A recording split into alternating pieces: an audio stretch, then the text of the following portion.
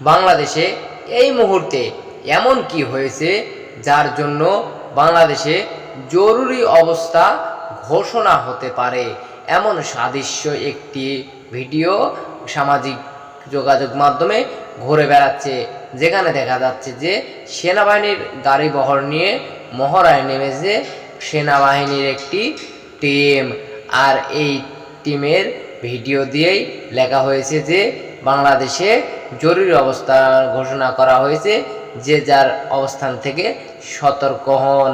এটি মূলত ইন্দোনেশিয়ার একটি সেনাবাহিনী বহরের ভিডিও, আর যেটি প্রকাশ করে এই ধরনের গুজব ছড়িয়েছে বিভিন্ন মাধ্যম।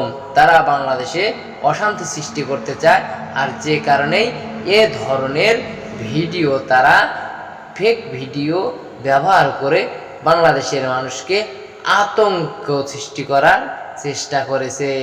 এ বিষয়ে সবাইকে সতর্ক থাকার জন্য আহ্বান করা হচ্ছে।